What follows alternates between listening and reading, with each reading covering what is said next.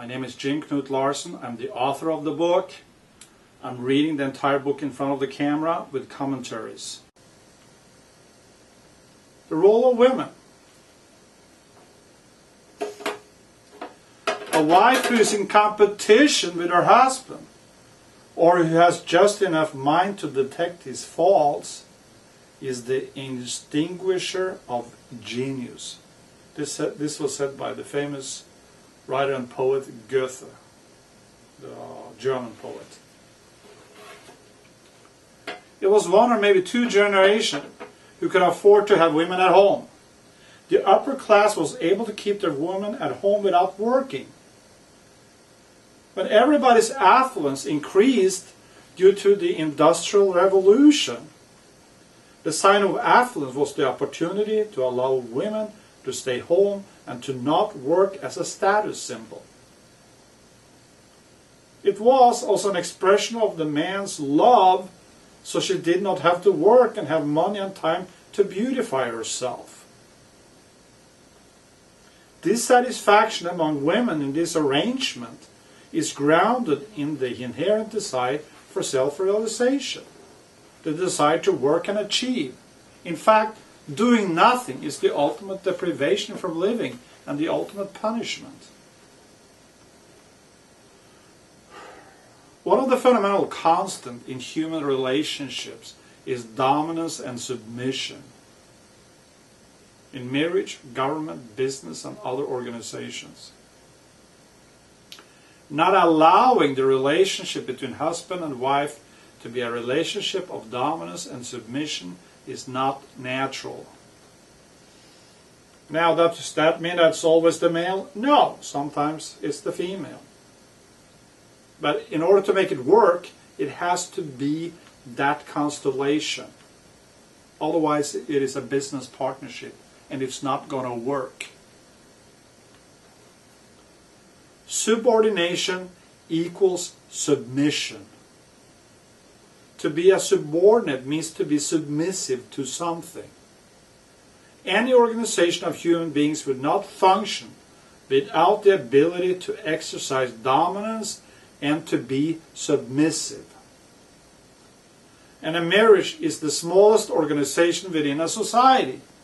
And the same laws which apply to any organization needs to be allowed in the smallest of organizations. Why do you love your dog?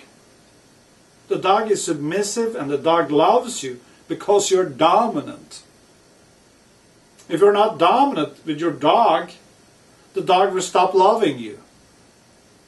At least a real dog, like a German Shepherd or a Pit Bull, will stop loving you. Either he will be submissive to you or he will eat you.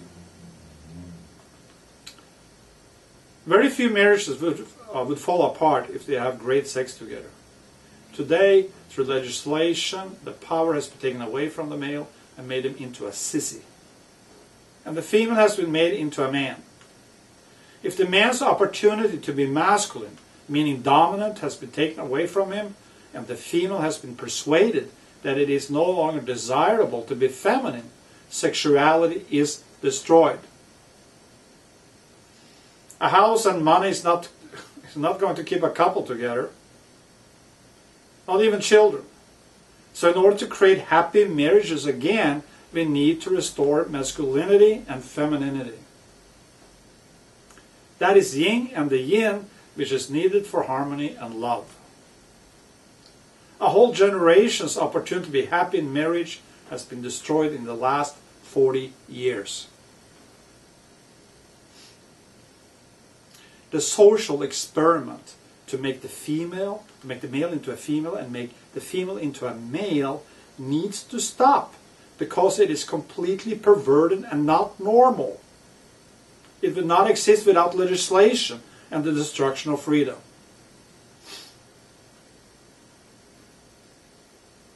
For an organization to exist, one person has to be willing to do what the other person tells that person to do. And that is an act of submission. The person who tells another person what to do is an act of dominance. Neither the dominant or nor the submissive one should feel bad about being one way or the other. It actually causes a feeling of respect and admiration and love. The U.S. has a president. In order for this country to work, we have to, at some level, submit to his authority and dominance. Otherwise, it will be completely dysfunctional. What's wrong with being a female? That's why we have in the wedding vows, do you promise to honor and obey him? That sentence is the most important one in the wedding ceremony, as it is a great aphrodisiac, an expression of love. You get married because you're getting a wife. And you want a wife because you want to have children and sex with her. Not like it is today. You take a wife because she's going to be a good business partner. Do you believe that getting a business partner is better than becoming husband and wife? When people react violently to this opinion, which they often do, they actually know deep inside that I'm right. Those people who react this way, they try to force everybody else to be a certain way, but in their personal life, they act entirely different. This is manifesting itself over and over again among so-called Christians and the right-wing politicians. Doing the exact opposite in private, what they're trying to force others to conform to.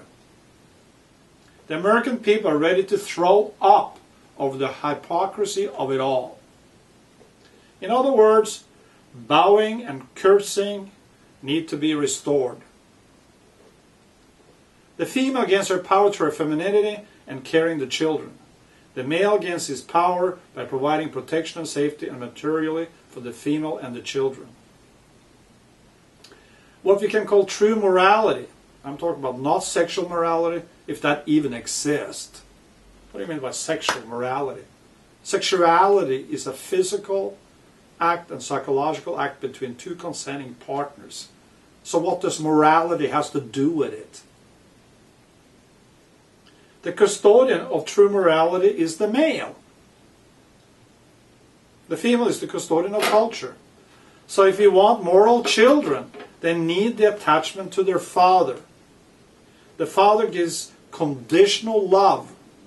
This injects ambition and competitiveness into the children, as well as the idea of fair play. The mother gives unconditional love.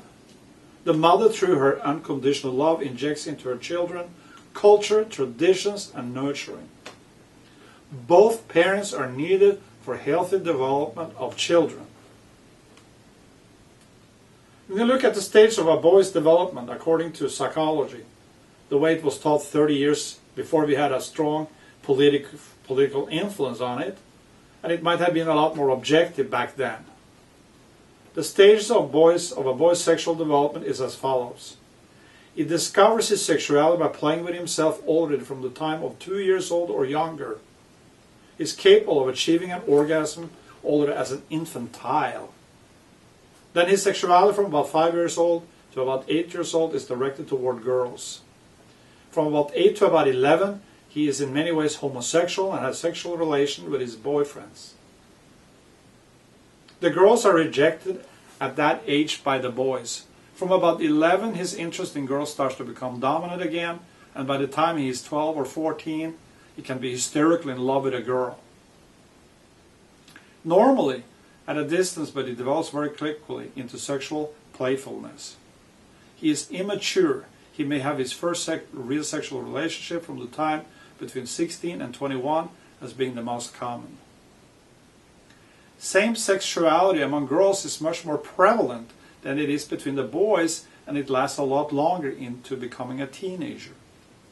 At the same time, girls, when they're about 14, are in many respects ready to find and have long-term sexual relationships.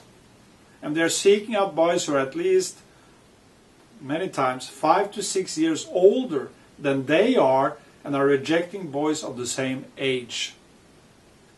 The boys of the same age are rejected because they are completely immature and not ready for their affection. Everybody have a healthy upbringing in freedom and was out playing with all the kids, and like I did, and all my friends did as well. We had almost no restrictions growing up where I grew up back in Norway. This is how things develop naturally, and I think it's normal. A 17-year-old boy gets 10 years for having consensual sex with a 15-year-old girl. That's ridiculous. That's happened here. That happens all the time. With teenagers back in Norway when I grew up. With teenagers who was ready to do it. Many teenagers decided to not go that path, but some did. In fact, some of them got married at that time, or a couple of years later, and are still married, I know.